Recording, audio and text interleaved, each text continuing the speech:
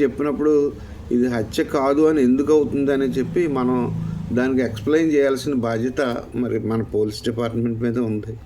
మరి ఎక్స్ప్లెయిన్ చేయడం మానేసి ఇది హత్య, ఇది ఖచ్చితంగా హత్య అని చెప్పిన ప్రశ్నించే వాళ్ళు అందరి మీద మరి ఈరోజు మరి 196 BNS కింద సెక్షన్ కేసులు పెడుతున్నారు.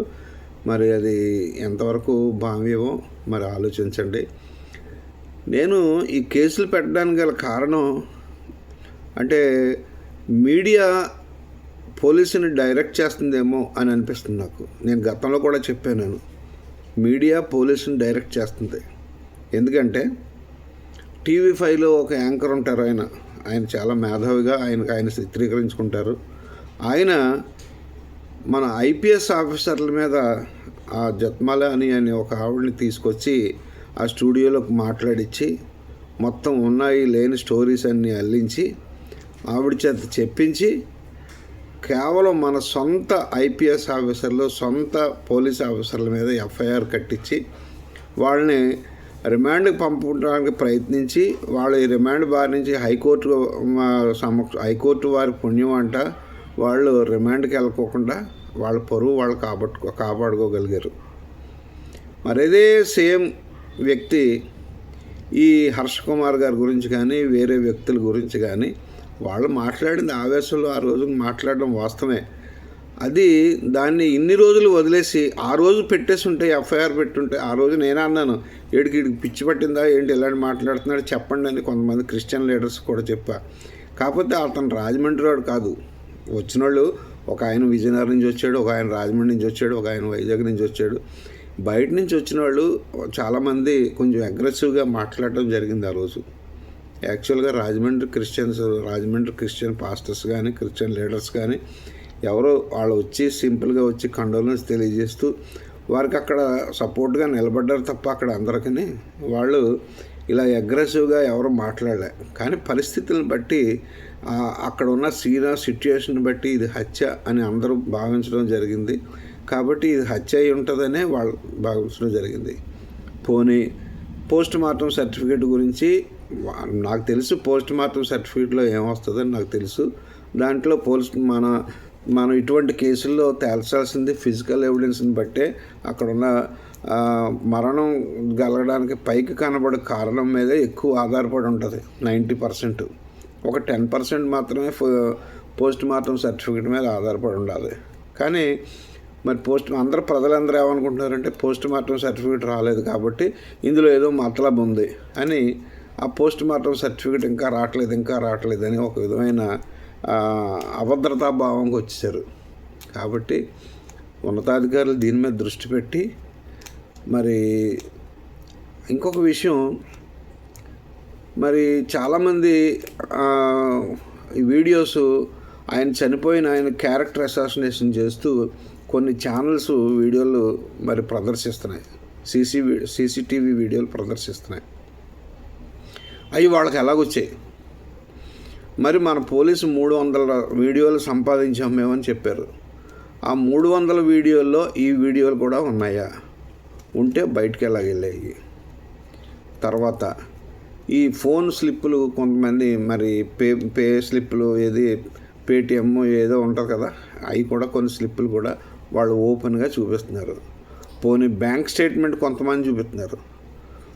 మరి బ్యాంక్ అధికారులు ఈ స్టేట్మెంట్ బయట వాళ్ళకి ఎలాగిస్తారు? బ్యాంక్ అధికారులు ఇవన్నీ మరి ప్రైవసీ ఉండాలి కదా, రైట్ టు ప్రైవసీ అనేది ఉంది కదా, ప్రతి వ్యక్తికి రైట్ టు ప్రైవసీ అని ఉంది కదా.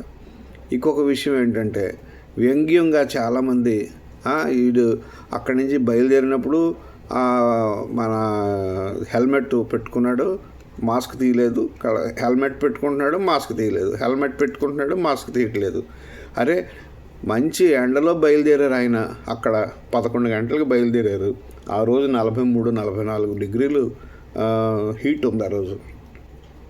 బయలుదేరిన తర్వాత అంత దూరం ప్రయాణం చేసిన ఆయనకి డీహైడ్రేషన్ వచ్చి మరి వడదెబ్బ తగలడం అనేది జరగదా? మరి పోనీ అక్కడ ఉన్న పోలీస్ ఆఫీసర్ ఎవరో ఆయన వీడియో పెట్టారు, ఆయన ఫోటోలు చూపించారు. మరి రూల్ ప్రకారంగా ఆ ఫోటోలు ఎవరికి వెళ్ళాలి? ఆయన ఎవరికి సబ్మిట్ చేయాలి ఆ ఫోటోలు? సోషల్ మీడియాలో ఎందుకు పెట్టాడు ఆయన ఆ ఫోటోలు సిపి గారికి ఇచ్చి సిపి గారి ద్వారా కన్సర్న్ అయ్యో ఎవరు ఉన్నారో లేకపోతే ఏలూరు రేంజ్ ఐజీ గారికి కానీ లేకపోతే కన్సర్న్ ఎస్పీ గారికి కానీ పంపాలి, వారి ద్వారా రిలీజ్ చేయాలి. కానీ అది మానేసి డైరెక్ట్గా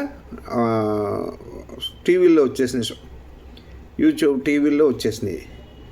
ఇవన్నీ నేను ఇంతసేపు ఎందుకు మాట్లాడుతున్నానంటే ఆ సోకాళ్ళు ఆ సీనియర్ జర్నలిస్ట్ ఎవరైతే ఉన్నారో వారు ఎవరి పేరు చెప్తే ఎవరి మీద కేసు పెట్టమంటే వాళ్ళ మీద పెట్టేయడం అనేది అది కరెక్ట్ కాదు సార్. పోలీస్ డిపార్ట్మెంట్ వారు ఆలోచించుకోండి. ఎందుకంటే మన తనా లేదు పనా లేదు. ఆయన కేవలం చెత్మలాని అనే ఆవిడని తీసుకొచ్చి ఆయన స్టోరీ చెప్పించి ఆయన మీద మన ఐపీఎస్ ఆఫీసర్ల మీద, ఇన్స్పెక్టర్ల మీద, డిఎస్పీల మీద ఎఫ్ఐఆర్ రిజిస్టర్ చేయించేసి ఎఫ్ఐఆర్ వాళ్ళనేమో శంకరగిరి మన్యాలు పట్టించేసి ఆఖరికి వాళ్ళ మనశ్శాంతి లేకుండా చేసి, పోనీ మీరు ఏమన్నా దాంట్లో దర్యాప్తు సరిగా చేశారా? పోనీ మీరు అంత చేశారు, మరి ఆ అమ్మాయి కేసు రెఫర్ చేయాలిగా. ఇవి నిజంగా ఆ అమ్మాయి చెప్పింది నిజమే అని నమ్మారు మీరు. నిజమే అని నమ్మి వీళ్ళందరినీ మీరు ప్రాసిక్యూట్ చేయడానికి అక్యూజ్డ్గా చూపించారు. Even including CP, including commissioner of police, including intelligence IG, intelligence DG, ఇంతమంది ఉన్నతాధికారులని మీరు ముద్దాయిలుగా చూపించి మరి అవతల అమ్మాయి ఎఫ్ఐఆర్ క్లోజ్ చేయాలిగా. అందులో ప్రాసిక్యూషన్ కానీ ఛార్జ్షీట్ పెట్టలేదుగా, కనీసం ఎఫ్ఐఆర్ క్లోజ్ చేయాలిగా. మరి అది లేదు, ఇది లేదు. ఆ కేసు అలాగ ఉంచారు, ఈ కేసు అలాగ ఉంచారు. మనశ్శాంతి లేకోకుండా పోలీస్ ఆఫీసర్ని అలా ఇబ్బంది పెడుతున్నారు. మరి పోలీస్ ఆఫీసర్ని డైరెక్ట్ చేసేది, ఇన్వెస్టిగేషన్ చేయించేది మీడియా అని నేను మాత్రం నమ్ముతున్నా. ఎందుకంటే ఇదే విషయం నేను విశాఖపట్నం సిపి గారి విషయం కూడా చెప్పా.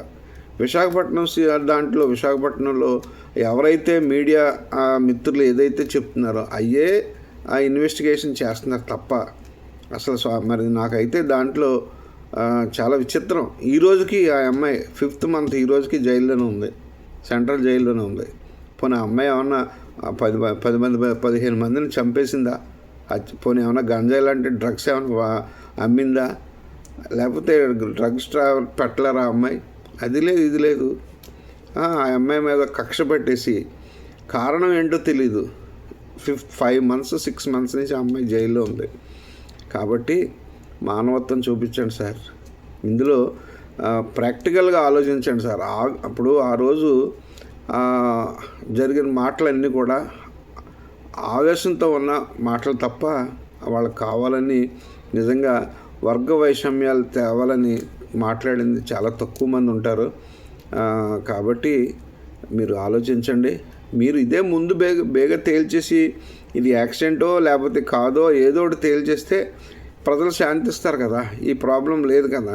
రోజు రోజుకి మీరు పెండింగ్ పెట్టి కొలిది రోజు రోజుకి దీని మీద రకరకాల కథనాలు, దీన్ని యూట్యూబ్ ఛానల్స్ క్యాష్ చేసుకుంటున్నాయి, మీడియా ఛానల్స్ వాళ్ళ రేటింగ్ కోసం వాళ్ళు రకరకాల మసాలా అల్లి గంటకి బులెటిన్స్ తీస్తున్నారు.